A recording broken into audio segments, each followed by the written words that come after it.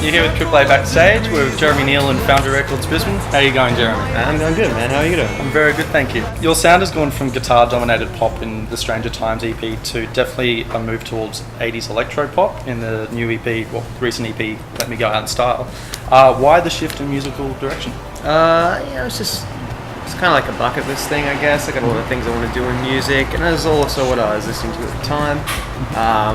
But like now, I've just started working on a new album that's completely different again. So it's just at the very end of the day, all you can guarantee is that you're gonna entertain yourself and people like you. So you just got to do what you were inclined to make at that moment, and that was what I was inclined to make at the time. And so, what were you listening to at the time to try and inspire the decision? A band called Prefab Sprout was dominating a lot of my listening, and then there was just like getting back into like 80s pop bands kind of reignited my teenage love of 80s pop bands, so it kind of like sent me back to some of the stuff I listened to as a teenager. Okay. And are you allowed to tell us what your new direction will be? Just back to guitars, it's different again, but it's guitar time. Okay, cool. So kind of like a Velociraptor kind of sound, or a very Jeremy Neale take on the guitars? I would say quite polished, also quite dad rock, if I could say, but okay. Yeah, it's quite daddish. So you're kind of taking out the hand clapping kind of beat and going towards a kind of, I guess, a Foo Fighter kind of sound. Dad rock? Well, yes, yeah, maybe they're different ideas of dad rock. I mean like Elvis Costello or Nick Lowe. Or, okay. Yeah. Not modern dads. Maybe what dads in the 90s were listening to. Okay. You know? Yeah. So with so many members in Velociraptor, who also feature in other Brisbane bands like Bubba Ganoush and TT Death Rows and whatnot, do you think Brisbane's music scene is incestuous or collaborative? I would say collaborative, really. Like, I mean, in a sense, looking toward making a new album now. Producer Miro Mackey here in Brisbane, and we're already planning it out, and we're just like, well, we could ask all of these people, like this big list of people that may not necessarily even played with before, to be a part of this record. And so I think that's an amazing collaborative thing. So there'll be more people part of Velociraptor? Is that solo record. I mean, yes, but Raptors, no, I don't think we need any more people. Yeah, I think we're all right. I think we can cap that. There's a proposition for a change into the Lockout Laws and things of that nature in Brisbane. Yeah. We've already seen that happen in Sydney, and there's been a lot of backlash.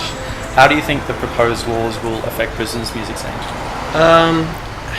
It's tough because I think, knowing how venues work in Brisbane, a lot of the time band-based shows don't really make the money necessary to keep the bar afloat. It's the back end of the night that balances it out, you know what I mean? Like, people a lot of the time do music as a passion kind of thing, and venues will put it on because they really want that for their vibe, and they really want to support it. But realistically, a lot of the money is made between probably midnight and 3 a.m. sometimes, when everyone's in party town. And so it will suffer in regards to that, because the venues that do support it won't be able to make back the money they're potentially losing. Because sometimes, you give a show for a great band out of town, but for whatever reason, people locally aren't aware of it. They might play to 30 people. The takings in that 4 hours that they had the venue for, that's and that will make venues suffer. Okay. Which is unfortunate. So you're more worried about the venues rather than, well, I guess the flow-on effect that if the venues are closing down or not making much sense. Yeah, we're going to play. Totally. Okay.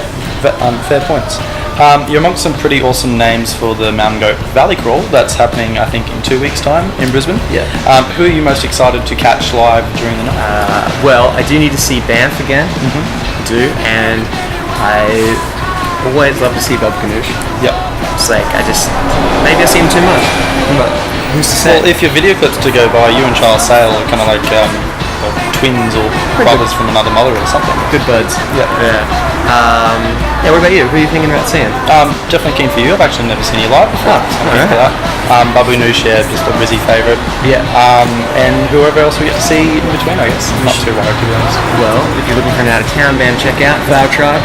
Amazing. Flower Truck. Yeah. Okay. Cool. And Jeremy Neale, tick of approval for Flower Truck. Yeah. good guys, good people, sorry, and played with them I played in the Sydney 6 months ago. Okay. Great times. And what's the one thing that would make you, like, what do they do live that you're most looking forward to seeing again, or what's their selling point, I guess? What they do differently? Who does anything differently? Everyone's playing instruments, but You could play an instrument pretty differently. it's true. I don't know what they're doing differently, but I just like what they're doing. I like what they're putting down. Sometimes you can't describe things with words. It's a feeling. Okay. The feeling inside. Yeah, totally. But they've got that going on. And maybe that's a point of difference, because not everybody brings out that feeling. Definitely. Do you think you bring out that feeling? I imagine to some people, but not to everybody. If I did for everybody, I'd be really famous. And you know what? Black stars would be on me. I'd like to finish up the interview with a personal question. What advice would you give your 18-year-old self if you could go back in time and change a few decisions or do things differently? Well, it's only a year ago, obviously. Yes. Freshly just turned 19. If I could go back that 1 year in time, I would say to not look at what everybody else around you is doing. To think about what you value in your day-to-day. Like, what to you is a good day. And then work at making every day a good day with a little bit of a plan of where you might like to be. Yep. But if you keep the focus here, instead of stressing out about where you're going to be in 5 years' time, then it's just much more it's manageable. You know what I mean? For me, I like to exercise every day.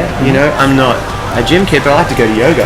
You know what I mean? So if I go to yoga every day, or maybe 5 out of 7 days in a week, that's a good balance for me. So in my day, I wake up, I be kind to myself with words, I do some exercise, and then I go to work. But work is fulfilling. And then in my downtime, I work on music and some social things, you know what I mean? And that constitutes a good life, I feel. On a day-to-day basis, it's very manageable.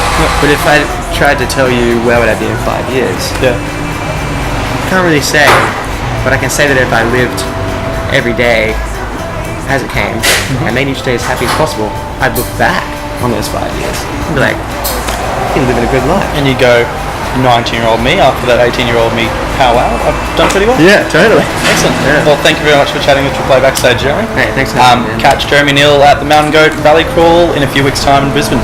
Thank you for watching.